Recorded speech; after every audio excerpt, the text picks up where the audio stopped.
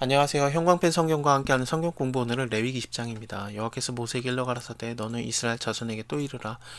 그가 이스라엘 자손이든지 아니면 우고하고 있는 타국인이든지 그 자식을 몰렉에게 주게 되면 몰렉한테 자기 자식을 불태워서 죽여서 드렸대요.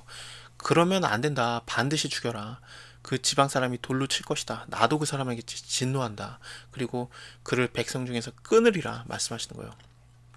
내 성소를 더럽혔고 내 이름을 욕되게 하였기 때문이다. 하나님이 진짜 진노하는 거예요.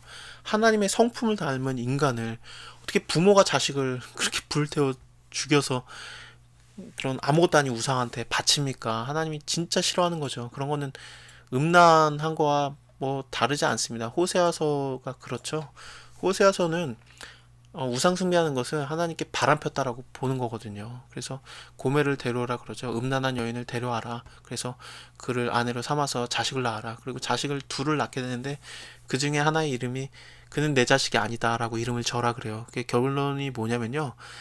내 아내가 자식을 낳긴 낳았는데 너무 음란한 여자여서 이 자식이 내 씨인지 아니면 딴 남자의 씨인지 내가 모르겠다 그런 뜻이에요. 그래서 자식이 아니라고 하라 그런 이름을 지어줘라 그래요. 그 하나님의 그런 괴로운 마음을 호세아가 좀 느낄 수 있게 한 거죠. 그래서 그가 하나님의 말씀을 쓰게 되는데 또 도망가거든요. 그 여자가요. 근데 다시 사와서 사랑해라 그래요. 그래서 진짜로 돈을 주고 지불해서 다시 사오게 됩니다. 하나님께서는 우리에게 장가 드신 거라고 말하시고 또 내가 너의 남편이다 그랬는데 하나님께서 우리에게 많은 것들을 주시고 그랬는데 그 주신 것으로 갖다가 우상을 숭배하고 바알을 섬기고 바알하고 사랑에 빠지고 막 그런 음란이라고 보는 거죠. 그렇습니다. 이게 몰렉을 섬기는 거라든지 아니면 신첩한 자와 박수를 추정하는 것도 이게 음란이라는 단어를 통해서 볼 때 결론은 음란이라고 보시는 거예요. 하나님 앞에서 우리가 우상하고 바람을 폈다라고 보시는 겁니다. 그러니 뭐 싫어하죠. 나는 질투하는 하나님이라 그렇게 말씀하시잖아요. 그렇습니다. 끊쳐지게 되는 거예요. 그건 가증한 거예요. 하나님이 눈 뜨고 못 보는 거예요. 우리가 그래서 스스로 깨끗해지고 거룩해질 필요가 있습니다. 나는 너희 하나님 여호와다. 나는 너희 하나님 여호와니까 관계를 맺었으니까 그러니까 깨끗해져라, 거룩해져라 말씀하시는 거죠. 규례를 지켜 행하라. 나는 너희를 거룩하게 하는 여호와다. 우리를 거룩하게 하시기 위해서 규례를 주신 거예요. 복음을 우리가 믿음으로 구원받는 거 그거 맞는데 그런 구원에 대한 복음이 있지만 그게 복음의 전체가 아니에요. 큰 부분이고 중요한 부분이지만 그게 복음 전체가 아니에요.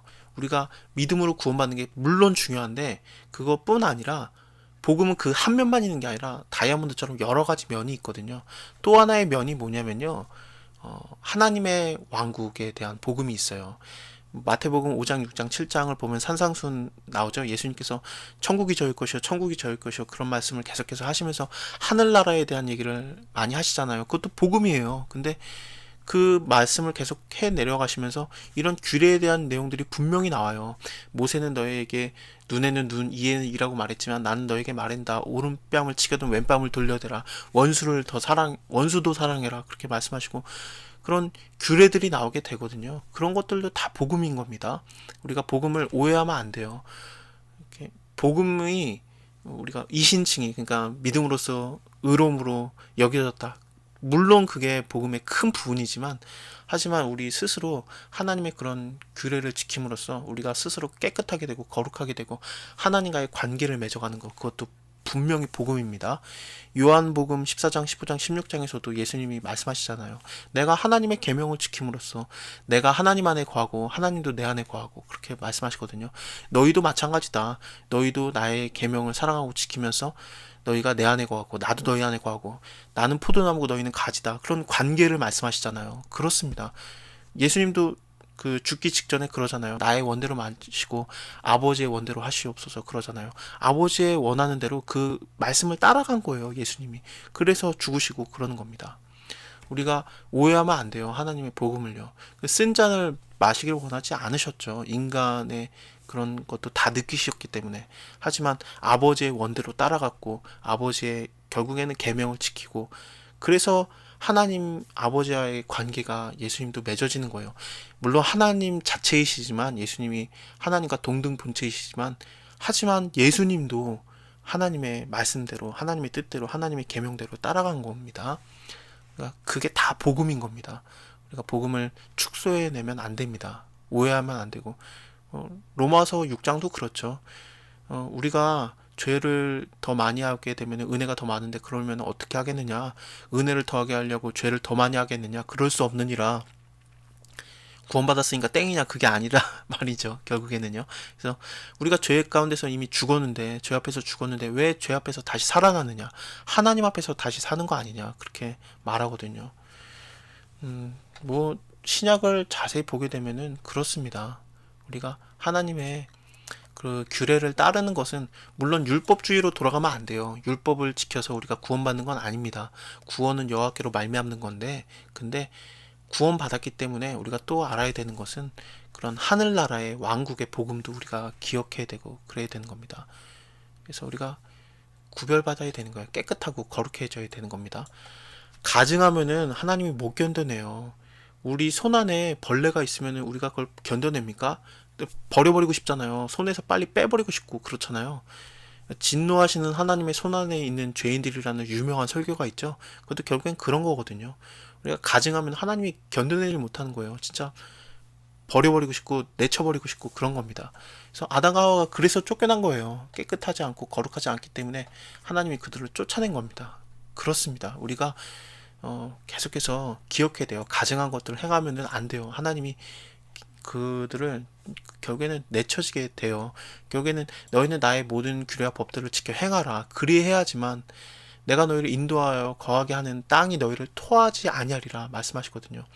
땅도 토해내는데 뭐 하나님이라고 뭐 봐주시겠습니까? 물론 하나님께서는 오래 참으시고 인자가 많으시고 노하기를 더디하시고 사랑이 많으시지만, 그러니까 결국엔 예수님을 보내주신 거고 우리의 모든 죄를 사하여 주신 거 그렇죠. 근데 죄를 사하여 주신 것도 있지만 우리가 천국 티켓을 땄다 그게 끝이 아니라 우리의 삶을 통해서도 하나님께서는 이렇게 구별된 삶을 원하세요. 그러니까 만민 중에서 너네를 구별했다. 너희 하나님 여호와다. 나 여호와가 거룩하고 내가 또 너희로 나의 소유를 삼으려고 너희를 만민 중에서 구별하였다. 너희는 내게 거룩할저다 말씀하시는 거거든요. 그렇습니다. 그래서 우리가 이런 삶에 대해서도 계속해서 고민을 해야 되는 겁니다. 뭐 이런 뭐 우상 숭배뿐만 아니라 뭐 아비나 어미를 저주하는 자도 죽게 되고요. 그 피가 자기에게로 돌아가리라. 또 음란한 것도 마찬가지예요. 그것도 다 그 피가 자기에게로 돌아가리라. 뭐 여기 동성연애도 나오게 되고 동물과 교합하는 것도 나오게 되고 여러 가지가 나오게 됩니다. 동성연애에 대해서는 솔직히 한국에서 지금 워낙에 큰 이슈라서 말할 게 많은데요. 저한테 1시간 정도가 필요해요. 그래서 이것은 나중에 기회를 또 보도록 할게요. 언젠가 또 기회가 오겠죠. 또 여기 보시면은 여기도 마찬가지로 하체를 범하게 되는 것이 나오게 되는데, 좀 재밌는 게 여기 보시면 그들이 그 죄를 당하여 무자히 죽으리라 이게 나오게 되거든요. 이게 도대체 뭔가, 그들이 무자하리라, 이게 세 가지 정도로 번역이 가능해요. 첫 번째는 뭐냐면은 그냥 말 그대로 자식이 없게 되는 겁니다. 결혼을 했는데 자식이 안 낳게 되는 거예요. 저주를 받아서요. 그렇다고 임신 못하는 자들이 전부 다 이런 죄를 범했기 때문에 그런 게 아니라 무죄지는 이유가 여러 가지가 있는데, 환경 문제도 있고 여러 가지 문제가 있겠죠. 근데 그 중에 하나일 수도 있다는 거예요. 이런 그 고륙지친하고 같이 성관계를 맺게 되면 그런 것입니다. 또 하나 볼 수 있는 게 뭐냐면요, 그냥 바로 죽게 되기 때문에 그래서 무자해지게 된다는 거예요. 자식을 낳을 겨를도 없이 바로 죽게 된다, 그렇게 보기도 합니다. 또 하나는 뭐냐면 자식을 낳기는 낳는데 호적에 못 올린다, 그렇게도 보기도 해요.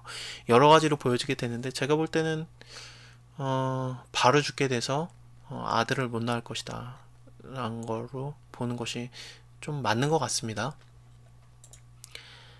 내가 그 땅, 젖과 꿀이 흐르는 땅으로 너희를 주어서 유업으로 삼게 하였노라. 나는 너희를 만민 중에서 구별해낸 너희 하나님 여호와다.